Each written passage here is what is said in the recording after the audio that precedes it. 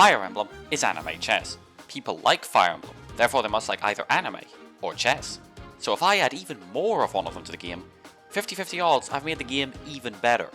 Now I don't really know anything about anime, but chess, that I can do. I'm going to add chess to the game. Chess is defined by its pieces and how they move. That's what I'll be importing into 3 houses. I've assigned every playable unit in the game a piece, and that will dictate how they move in battle. Once they've moved though, the actions aren't restricted. For instance, just because bishops only move diagonally doesn't mean they only attack diagonally. Movement effects in combat arts and teleport magic will not be affected. I have it from Gary Chess himself that if he ever adds that sort of thing, it won't obey the usual rules. Dimitri, future king of Fargus, will be the king. He can move to any adjacent square, including diagonally, even though in Fire Emblem that's not technically adjacent. I'm ignoring check and rules related to it because his movement's so restricted it's not really possible to keep him out of danger. Byleth will support Dimitri at the end of the game, so she's a queen. She can move as far as she likes horizontally, vertically, or diagonally, provided she isn't blocked by other units or by terrain. Just like in real chess, the pieces can't jump over each other. As for terrain though, I'm ruling that if they can move through it, they can move through it, even if another unit couldn't. Yes, this means flyers are still OP. Mercedes and Annette are both good fits for the bishop class, so they'll be the bishops. They can move any distance diagonally. Ingrid and Ash both aspire to be knights, so they'll be the knights. They move in an L shape, 2 spaces either horizontally or vertically, and then 1 space at a right angle. Now, the knights in chess actually can jump over the other pieces, which means I'm allowing my knights to move through ally units, enemy units with a pass skill, and even terrain, as long as they end up on the right square. Felix and Sylvain are nobles, so they probably live in castles, so they'll be the rooks. They can move any distance horizontally or vertically. I'm also allowed to castle, move Dimitri, my king, 2 spaces horizontally, and one of my rooks to the other side of him, provided they're on the same rank, neither of them have yet moved, and there's no obstructions between them. Finally, Dadu is a pawn, as is anyone else I recruit along the way. They move 1 space forward, or 2 spaces forward if it's their first move of the battle, or diagonally 1 space forwards if they're attacking. Everyone else can attack without moving, by the way, and all my units, including pawns, can take non-offensive actions without moving.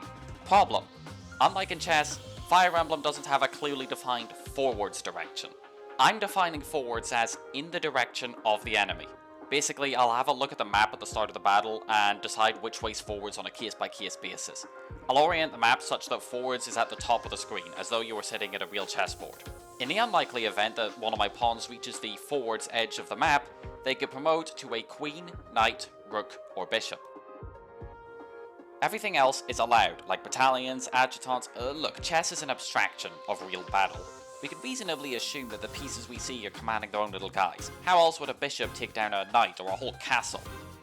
Oh, and I'll be playing on Maddening Classic without New Game Plus. Okay, long complicated explanation of the rules over. Time to start playing. Hang on a minute. What actually is the Queen's name? I went to the world's foremost experts on the noble game of chess for an answer.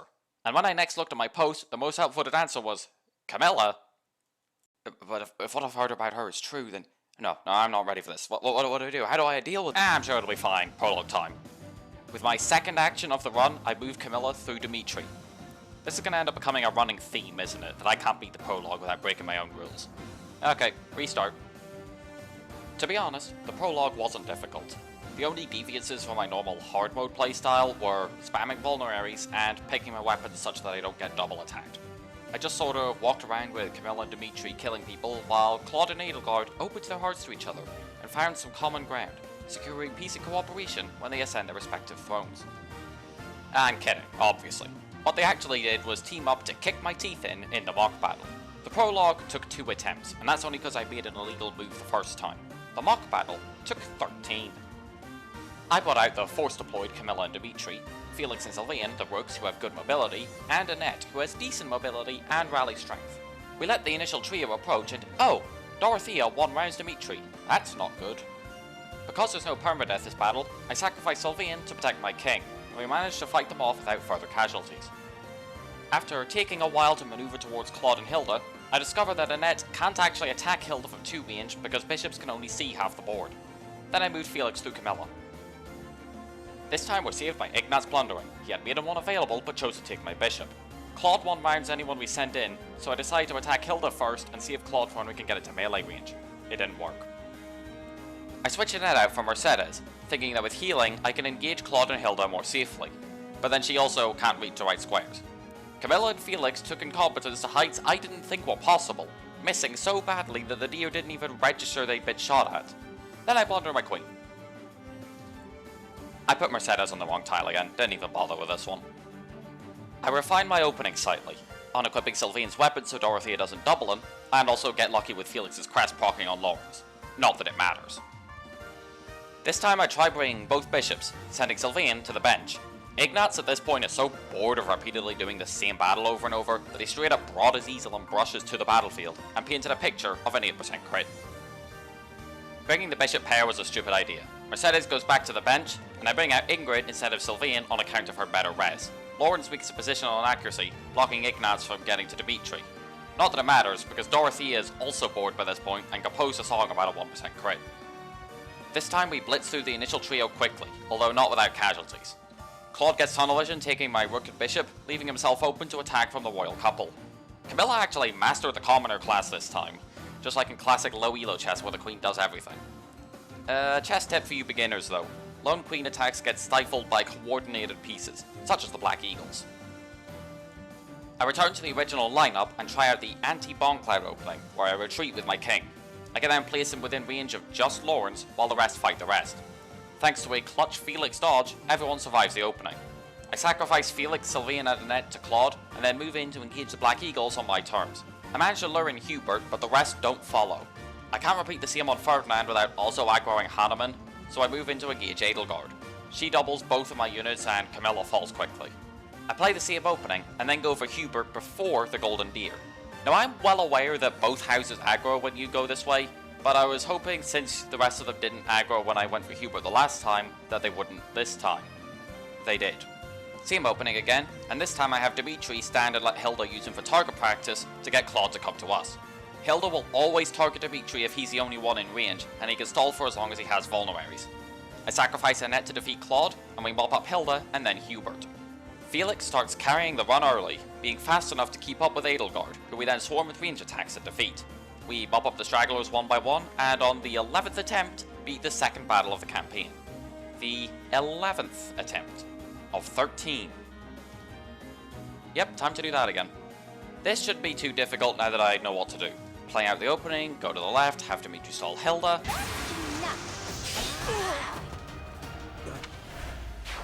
Yada yada, play out the opening, detract Hilda, defeat Claude, Hubert, Felix vs Edelgard, mop up the stragglers. No illegal moves, no random crits. Victory at last. The auxiliary battle presents different challenges. I have all my pieces now, but the enemy plan on storming me with pawns. I have 3 aces up my sleeve though. First, Felix is fast enough to double the soldiers. Second, Dedu is impervious to their attacks when given a shield and waiting in the bushes. And third, I can rattle several of them at once with gambits, which I promptly have Dedu do without moving him first. He's the only one of my units where that would be an issue, and he's the one I have gambit. I dispatch Dimitri's friends to handle the left, while the rest fight the main force. Felix doubles and does big damage, and Annette's been really good because the magic hit chance formula ignores terrain. Dedu tanks well, but then advances right past the enemy, and Ash and Ingrid don't have enough movement to move entirely within the bushes. That's not their biggest problem though. This guy is. Camilla's the only one left with an attack, and she can't kill him without either a crit or a Crest of Flames block that also gets the roughly 25% chance to increase damage. So that is roughly a 8% chance of saving Ingrid. Huh. You know, there is another way of saving Ingrid. Ash, go get him. You got this. The battle is won, but losing a unit on the first outing with my whole house really doesn't bode well. But, Ash fans, fear not. I look through the footage, and knights don't move like that. We get a do-over. Remember, it's not Sea of Scumming if you have to do it. The strategy this time is the strategy last time, but don't die. The Fargus 4 take turns getting clutch crest activations. Oh well, Ingrid couldn't make it, so Felix stood in for her. With luck like that, victory comes easily. Time for the Red Canyon battle, and with it I get Divine Pulse. Now I can correct any illegal moves you make as I go, as opposed to waiting till the battle's over and watching through the footage. I sat for 5 minutes trying to work out how to deal with the first wave, but once I'd done that it was just a matter of repeating it a few more times. I'm doing it quickly because some people can't last a single round of combat with the enemy. Oh, and chugging Voldermaries as I go. Once I'd done that a few times, I ran into another problem. Over half my army can't make it to the final area. Dragoon can't go sideways without attacking, so he'd get stuck at the edge of the central island. The bishops and knights can't cross a one-tile wide bridge, and can't safely cross the other bridge. This means my king, queen and rooks are going in without backup, and they actually ran out of Voldermaries. The archer randomly decided to attack with minor pieces, and I wasted my remaining divine pulses dealing with it. I gambit my king to lure out Costas, and managed to beat him up before he could capture. Knowing that the next battle will be a difficult and annoying one, I prepare thoroughly by aimlessly building support with the other students and forgetting to ask anyone for mission assistance. Yeah, awesome. Fog of War chest, my favourite variant. Yeah, what does it matter? I'll hide in the foliage along the edge of the board. Who cares if I don't know where your pieces are if I know what direction they're coming from? As usual, Catherine smites those who would threaten Lady Rhea with righteous fury, while Stevenson and Dickinson keel over immediately. Honestly, that's a good thing, 2 fury units hemming in my pieces. After wasting all my divine pulses trying to advance safely, I leave the knights and Dragoon behind. There are enemies in the bushes to the right, but they only attack if you enter their range. Except for this guy, apparently. I continue getting lucky with gambits, everyone lives, and we kill the Dark Mage to clear the fog. Now I can plan my next move. Unfortunately, so can Leonardo, and he goes for an attack on my back rank. I turn back to deal with it, and Dimitri falls. Ashe, Ingrid, and Dragoon are collectively worth 1, maybe 1.5 of Camilla, so I have to stride Felix to bail them out when that guy attacks them again, and even then Ashe has to rattle him, otherwise he'll get one-rounded. Meanwhile up front, Mercedes and Annette have to work together to keep Sylvain healthy, twice in a row after Camilla misses at a really bad time. Dimitri kills the Dark Mage, and this time we're able to hold out against the waves of enemies. Catherine fights till her sword breaks, and then gives us one final gift by charging in and letting the enemy burn gambits on her. We unload with everything we have, and then kinda just spam arrows at Leonardo. Behold, a problem level. Population 25, plus the Death Knight, who can move freely despite being a knight, because rules only apply to blue units. Because his aura of pure murder covers the entire center of the board, the pawns can advance, and Dimitri can't make it to the boss before the turn limit expires. After disposing of the nearby enemies, I sit and wait for the turn 7 reinforcements, who my spam gambits on. We attack up the queen side, and Annette scores our first crit in battle, for a grand total of 6 damage. Thank you, Annette. Very cool. After haphazardly advancing and wasting all my divine pulses, I'm forced to stride Camilla and the rooks without backup towards the boss. Thanks to my poorly executed assault, Camilla has to score an 11% crit to win.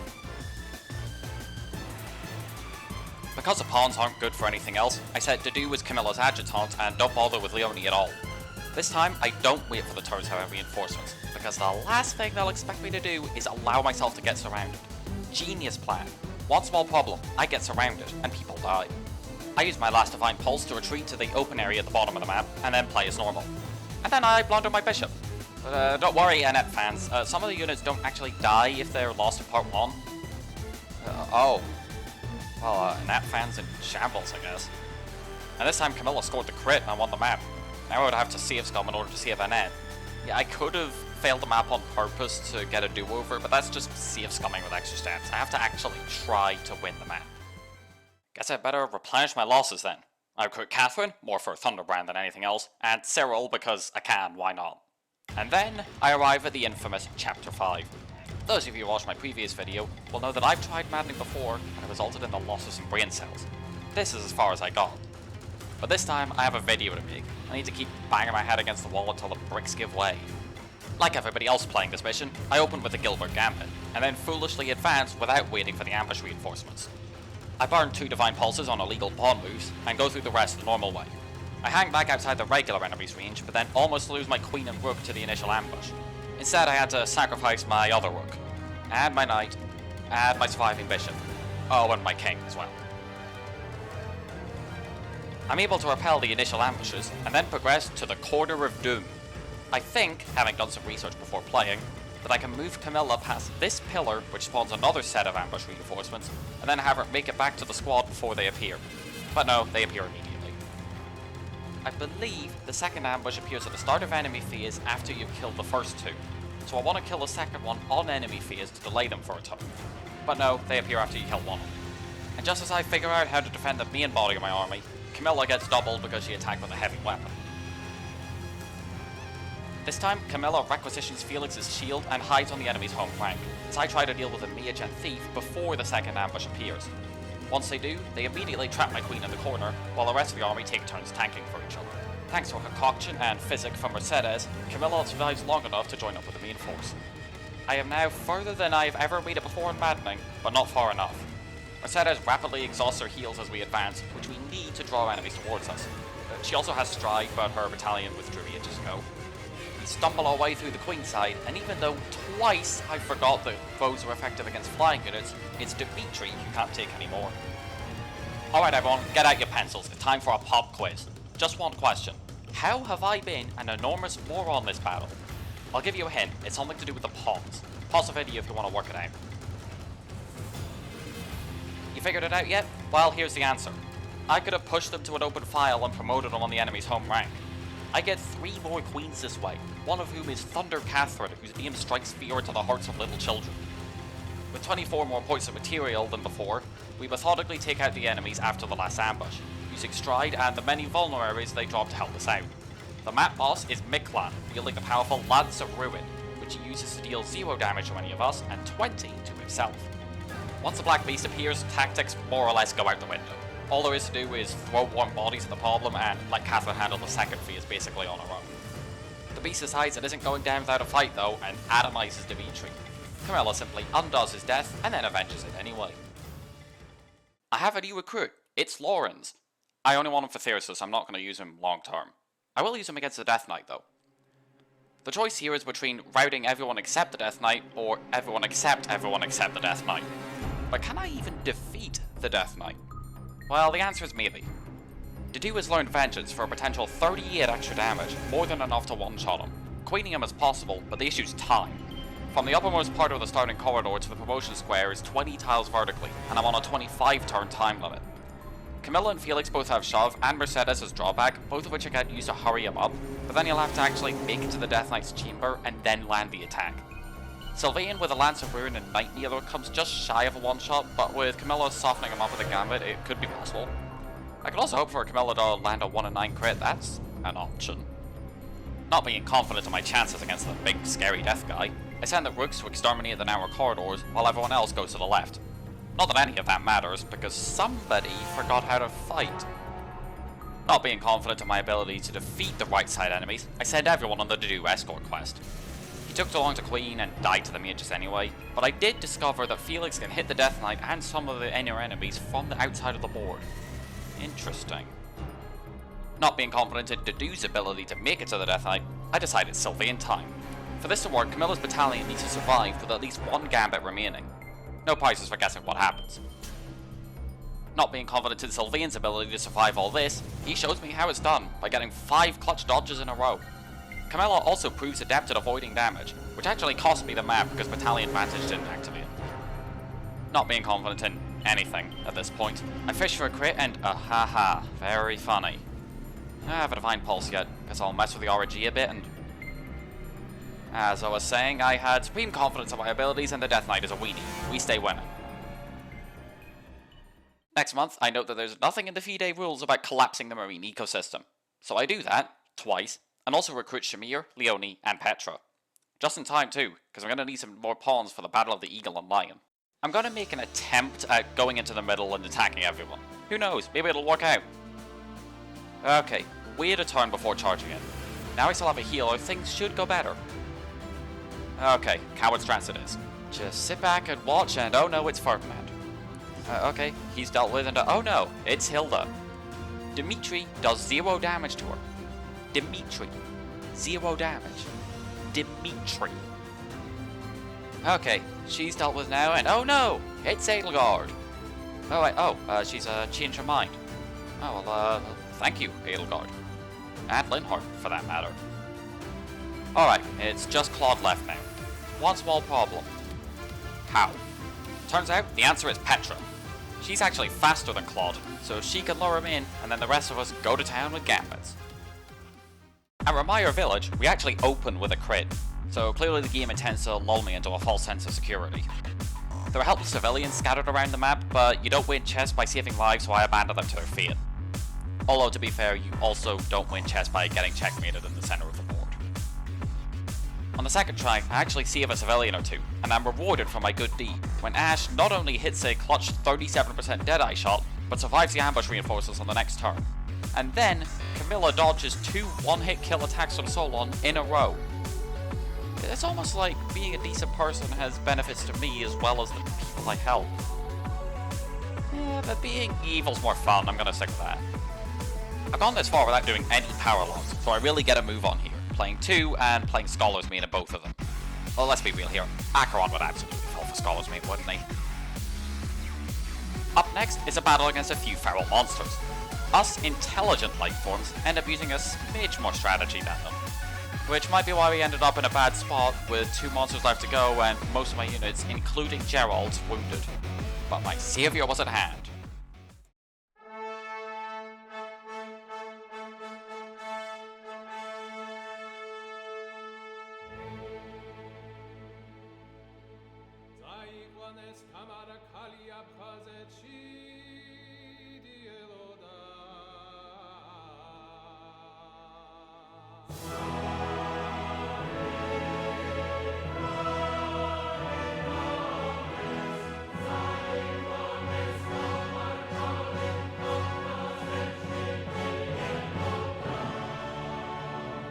Honestly, Mercedes has been the MVP of this run so far, and the game's not appreciating her enough for it. You couldn't, do it again, though? Alright, least you could do is help avenge him. This battle wasn't hard. Take down the groups of enemies one by one, use Ingrid as bait for Kronya, and then stride over to Solon. And the next battle was similarly easy. Fight for a bit, then stop the thieves by decapitating the head of the army. Speaking of decapitation, I know there's some people watching this who haven't played Three Houses. I want you to watch and I want you to listen to this cutscene, because holy hell, it goes hard.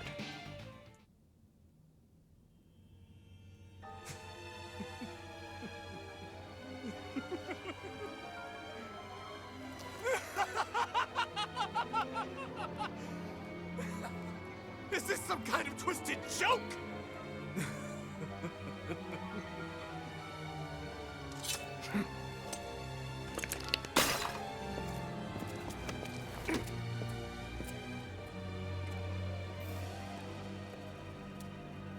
I've been looking for you. I will take that head from your shoulders and hang it from the gates of Endor!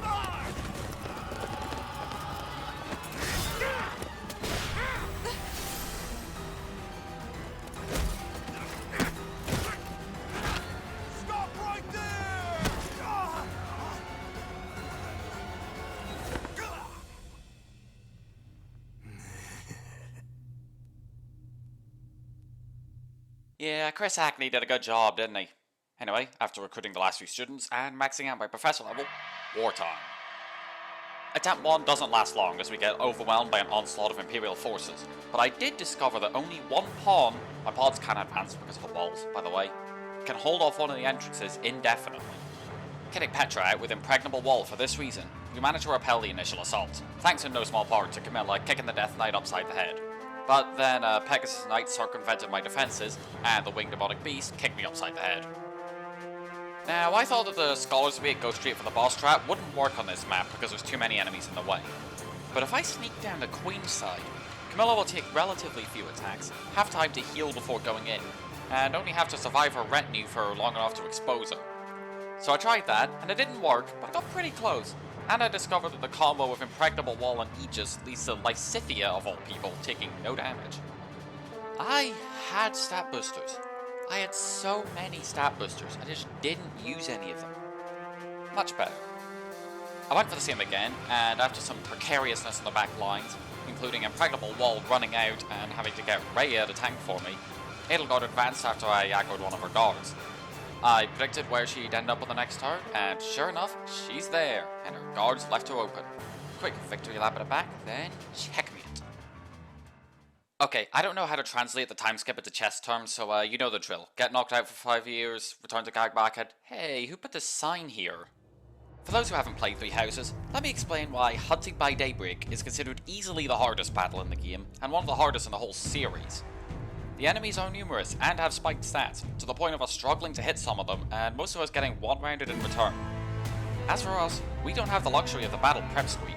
so we have to make do with what equipment we had last battle, and the map placements, intelligent systems, and Koei Tecmo decided for us. Oh, and also, only Camilla and Dimitri are there to begin with, the others filtering in as we progress. One of the few mercies this map gives us is a free repair on all weapons in the inventories of deployed characters. I specifically can comfort myself in knowing that I invested in my in-house units, which are the only ones available, and that Dimitri getting forced into a relatively non-mobile infantry class is mooting my challenge. Alright, I guess there's no more putting it off. I draw in a few enemies one by one, as they won't advance on you on their own. The first wave of reinforcements helpfully includes Mercedes, who does a fine job of keeping everyone alive, and also has the dubious honour of being the first of my units to actually die in battle. Eventually I'm forced to attract an entire pod of enemies, and somehow finagle things into a state where everyone gets to live. I repeat a couple more times, and we can finally start advancing properly.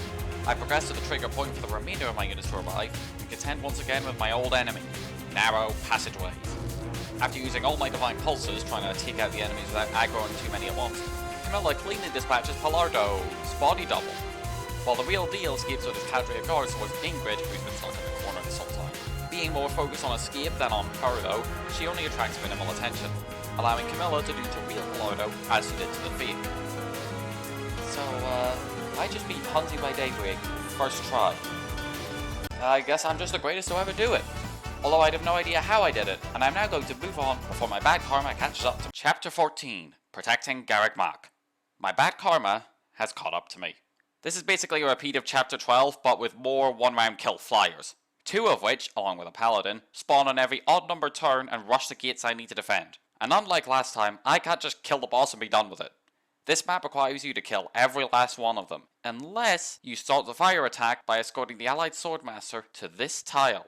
Even with this ray of hope, protecting Garrick Mach is still the hardest battle yet, exceeding the Mach battle's 13 attempts before success. I'll save you the long, arduous process of coming up with my strategy and just show you the resulting opening. On the Queen's side, Ashe softens up the Armor Knight, whom Camilla then gambits along with the Pegasus Knight. In the centre, we need some way of surviving the other Pegasus Knight's attack. Leone uses a Blessing Gambit on Dimitri and Felix, who shoves her out of danger. Ingrid runs for safety, and Gilbert uses Impregnable Wall to reinforce our front line. On turn 2, Ashe shoots down the left Pegasus, and Camilla bogs the sniper and heads to the centre. Meanwhile, Ingrid returns and immobilises the Cavalier and the other Pegasus with a Gambit. Leone advances while taking a shot at the other Cavalier, and Felix KOs the first Pegasus. Dimitri attacks, taking damage in the process, which is healed by Marianne, and Sylvain finishes the job. Lysithea grants a blessing to Sylvain, Gilbert, and Mercedes, who unleashes the power of the Earth's mantle because why not? Gilbert then sets up the wall again, and we've reached turn 3. Ashe and Marianne tag team the Armor Knight, and Camilla prevents one Falcon Knight from ever being a problem. Ingrid uses her last gambit on the same enemies as last turn. Felix retreats to help her next turn, and Leone takes his place. Sylvain moves out of enemy range and is replaced by Lysithea. Dimitri attacks again, Mercedes heals Ingrid, and Gilbert does the usual. Camilla heads back left to clear the Swordmaster's path, while Felix gambits the 2 unfortunate units on the right, and Ingrid finally dispatches that Cavalier. Everyone else focuses on surviving, except Dimitri, who again attacks with reckless abandon. Come turn 5, more Falcon Knights are inbound, and I reveal why I've been having Dimitri get himself stabbed on purpose. With all the damage he's taken, his battalion is now down to the last third of its endurance. This means that 2 of his abilities activate on enemy phase: Battalion Vantage, which causes him to hit first, and Battalion Wrath, which adds 50% to his crit rate. I can now have Lysithea warp him in so he can gambit and stall the Falcon Knights without getting immediately killed. Most of the time. Camilla can then try to distract the upper left enemies for long enough for the fire attack to ready. After a few hours of my finite time on this earth I'll never get back, attempt 13 finally saw the fire attack launch. I can now defeat Randolph and win, but I need a 52% crit and only have 1 Divine Pulse left. Coin flip number 1 and oh no. Do I really need to kill him this turn? Yes I do, everyone's going to die. Okay, coin flip 2, yes! Finally it's done, why is it not done? It turns out the objective only changes once the Imperial army's retreated. It's all good, we chillin', I'll just do it again.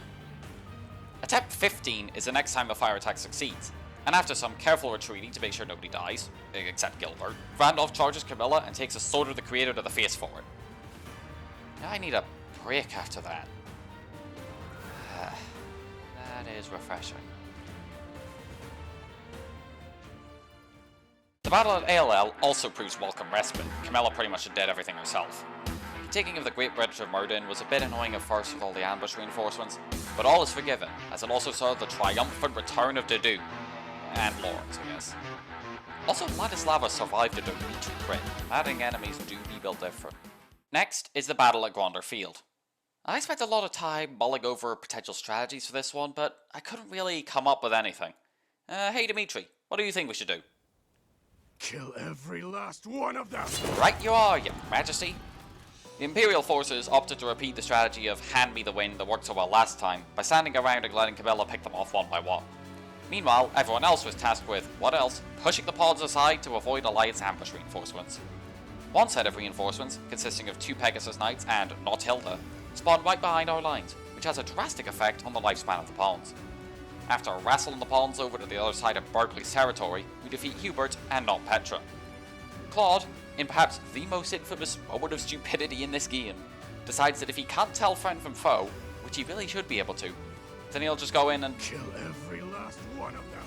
The onrushing Alliance forces eat most of my Divine Pulses, and Claude himself seems tailor-made to exploit my weaknesses, with his movement, range and canto rendering most of my army helpless against him, and carrying a bow, one-shotting enemy with flyers who can keep up.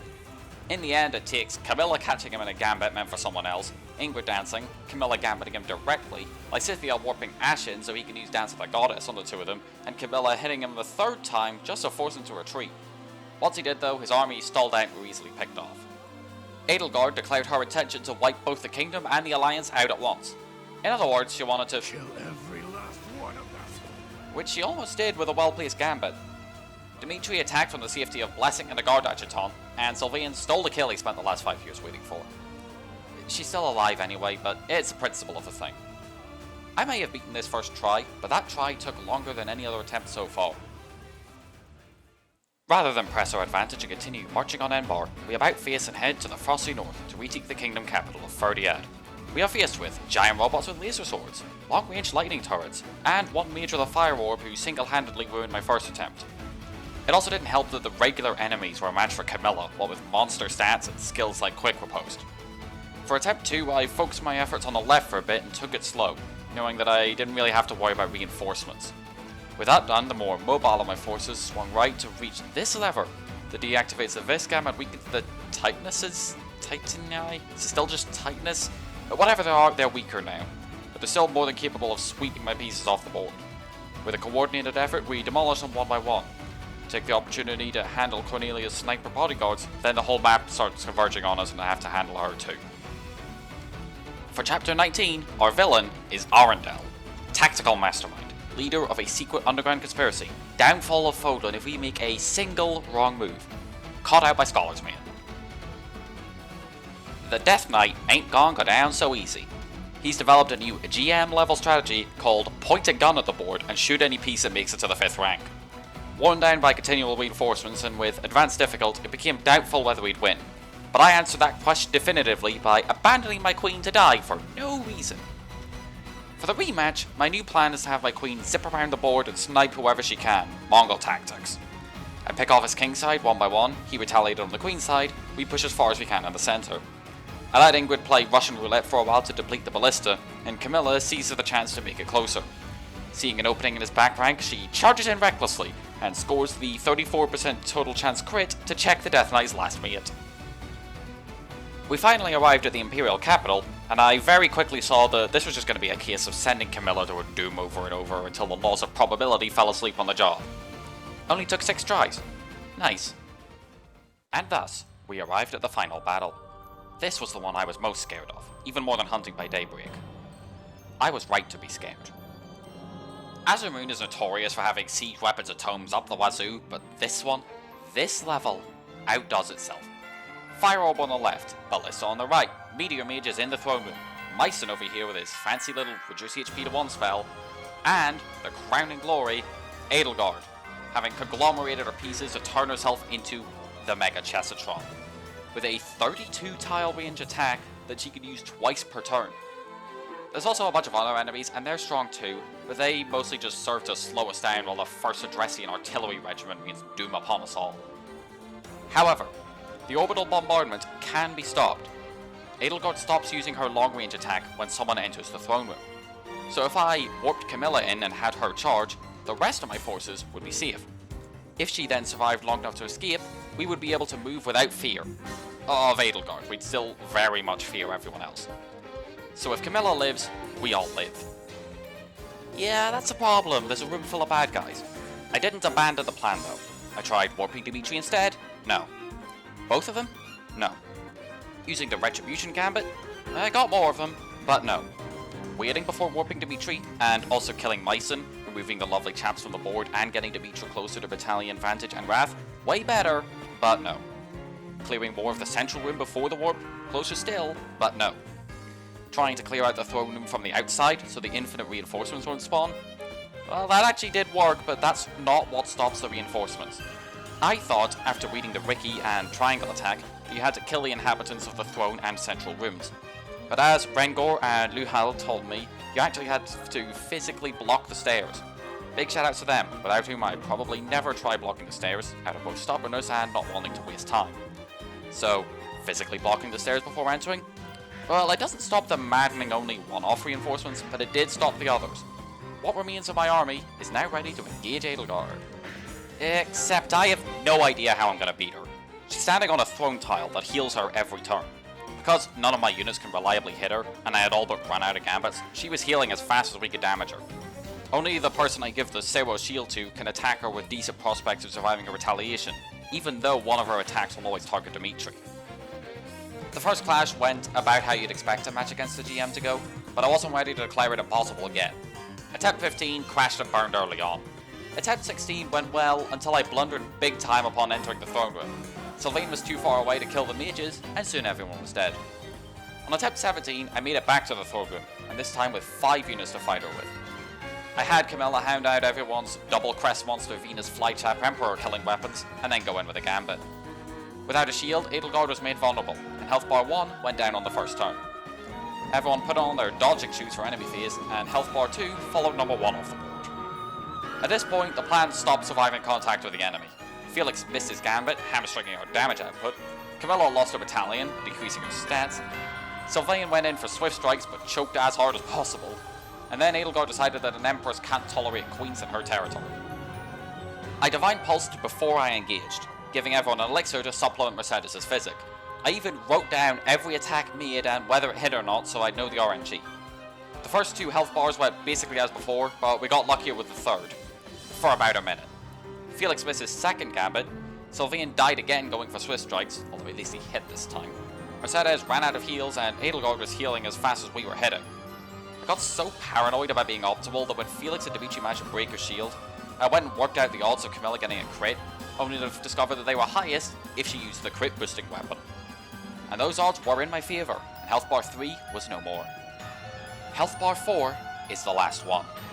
199 HP between me and victory. Edelgard now has nearly as much health as a woolly rhino, and can heal on top of it. And that healing will be her downfall. There is a glitch, where if you deal exactly 3 damage to Hegemon Edelgard's last health bar on Maddening, the healing will cause an integer overflow and send her health straight to 0.